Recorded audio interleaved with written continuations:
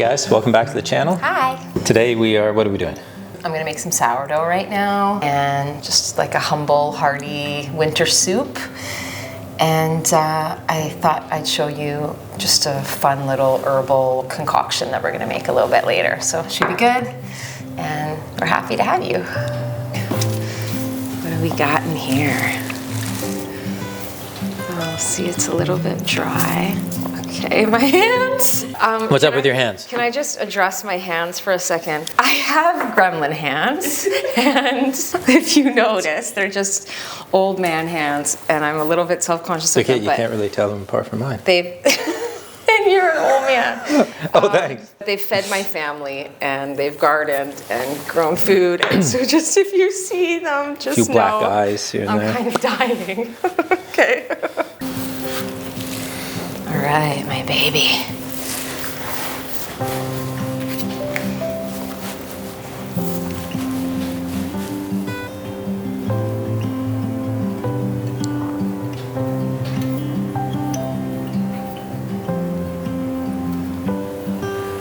I really neglected my starter for the last couple weeks, so this is kind of an experiment, and it's almost one of the fun things about sourdough is like it's a roll of the dice. I'm such a beginner still, and sometimes the loaf comes out so beautifully and it's like a work of art, and other times it's a puck and you need a lot of butter to take it in. So fingers crossed that this one works out.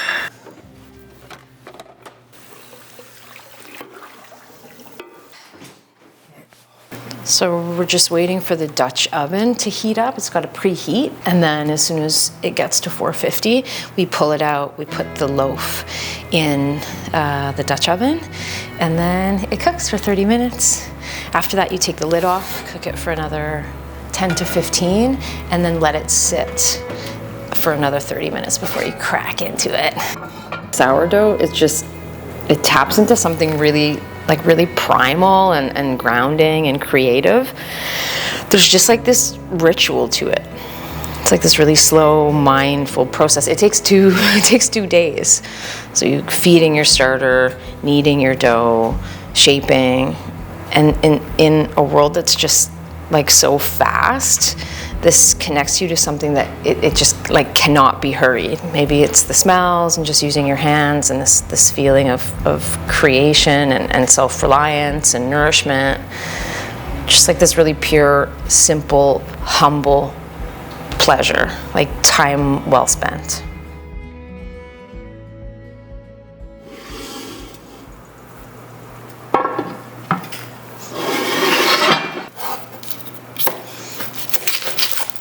So I thought we'd just make like just a simple vegetable soup.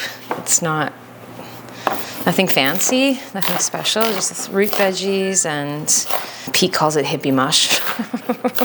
I love it in the winter, it's easy.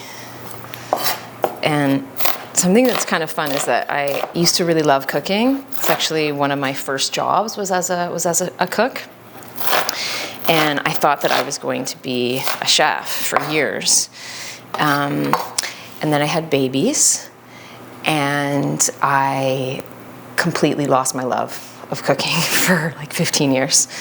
Pete was sensitive to gluten and a whole bunch of stuff, and then having to feed 3 kids, and I just kind of like didn't love cooking for a long time. It became like this thing I had to do 3 times a day, and it's interesting now just in the last few years like falling in love with cooking again, falling in love with like being in the kitchen and creating, and so yeah, it's unexpected and just welcome change.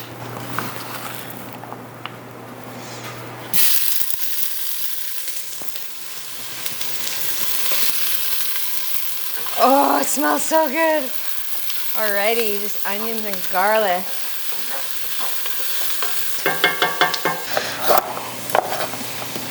This year, we're hoping to build a root cellar at Anupaya, so that, because we just haven't had the space, but we're hoping to build one into our hill Pete wants to build a root cellar right into the hill so that we can grow more veggies and then store them all winter, so we're pulling out to cook.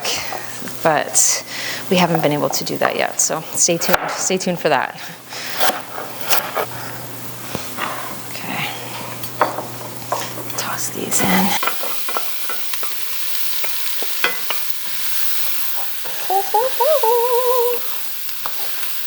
Yes, baby. Ready? Okay, now I can stop panicking.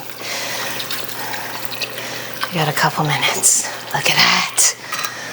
Delicious bone broth. Okay, something that's fun is that this is herb salé, which I made in the height of summer. So it's just the best quality salt that you can get, and you layer it with fresh herbs. So salt, or just a blend of herbs. I used everything from my garden, and you mix it all up and then you layer it, and it's fresh.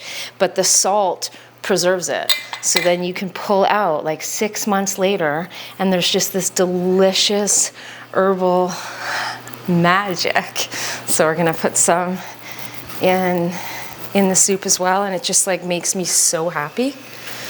I can't even tell you. Maybe we'll do a little video in the summer so I can show you how to make it. That's a lot of salt. Whoa.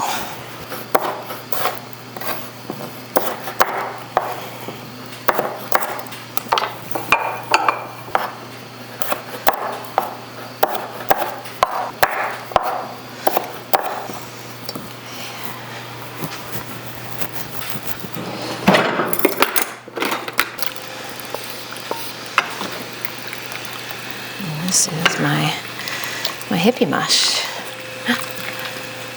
We'll give this maybe about 20 minutes and then add some green beans, some corn, and have it with some sourdough.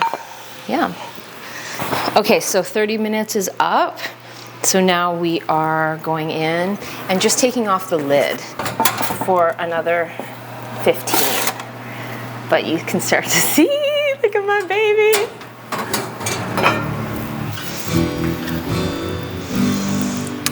So some people don't know that Pete and my previous life, we owned a yoga studio for 8 years called White Pine Yoga. We sold it right before the pandemic, and it was amazing, and we miss it, and we loved it so much. And this is the first year that we're getting back to hosting retreats. So we have one coming up, our first ever at Anupaya, and we hope it's going to be like open the doors to hosting a few every year. So it's called Restwell, and it is happening on June 6th to 8th of this year, and it's going to just be 2 nights, 3 days of nourishing yourself and taking care of yourself, and really incredible organic meals and movement practices, yoga and qigong practices. We'll do some hot and cold therapy, so sauna, cold dip, and just being together in community, bonfires and nature walks and swimming. So Anupaya Cabin Co. Is in Deep River, Ontario. For those who don't know, it's a small town in the Ottawa Valley, and it's so beautiful. We have 12 acres of waterfront. It's field, forest, and beach, and it's so beautiful, and we would love to have you. If you wanted to join us, June 6th to the 8th, we'd love your support, and we'd love to have you for Restwell.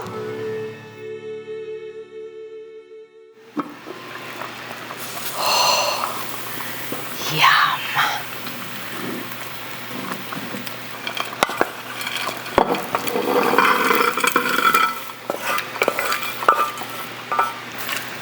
Oh my goodness. Yum. But yeah, now it's gonna have to come back up to temp. Okay, it's ready. So hopefully, oh my God. Look at this, whoa. Look at this masterpiece. It's not a masterpiece, but oh my God.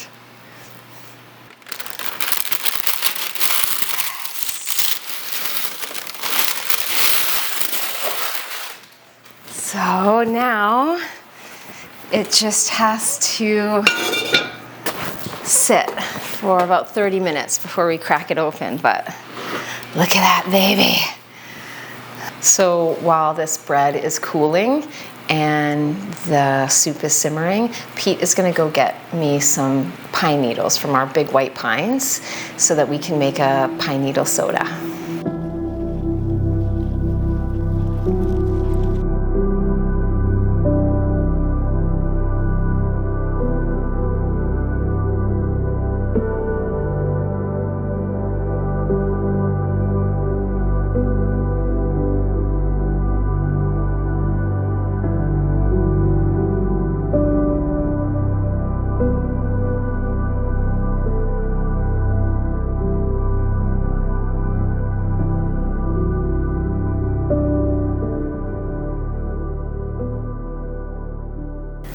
Okay, so we are going to make some pine needle soda.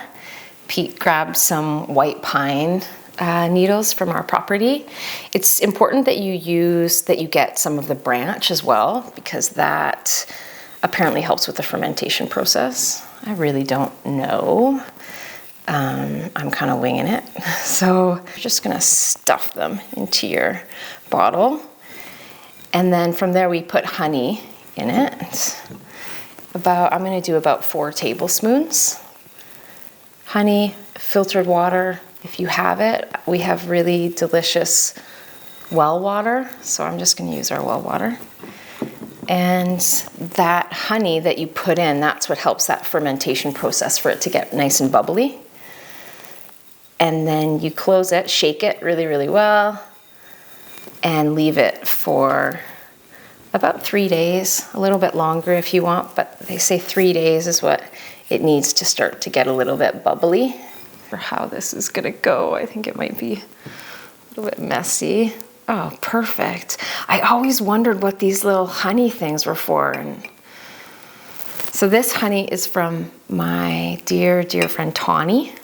She is an incredible forager, herbalist, beekeeper. Her company is called Forager Bee, and yeah, she's wonderful. She's a mentor of mine. I've learned so much from her. She's such a source of inspiration. And I'm totally eyeballing it, but it's about maybe 4 tablespoons. If you're using a smaller bottle, you could do 2 tablespoons.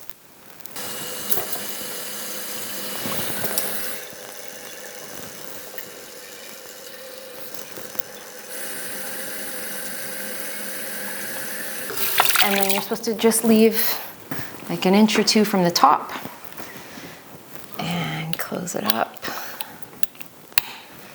And then shake it, make sure all that honey is all mixed up. And you just want to shake it like over the next couple days. Leave it for minimum 3 days, 3 to 5 days. Keep shaking it. So I actually have some that I made for us already a few days ago, so we can try it together. This is my OG batch, and let's do it. Okay, so I'm going to strain it now.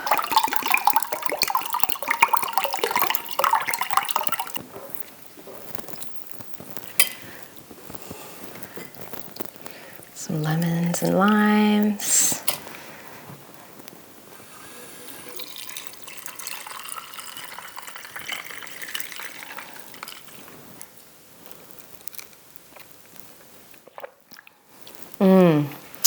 Oh, it's great.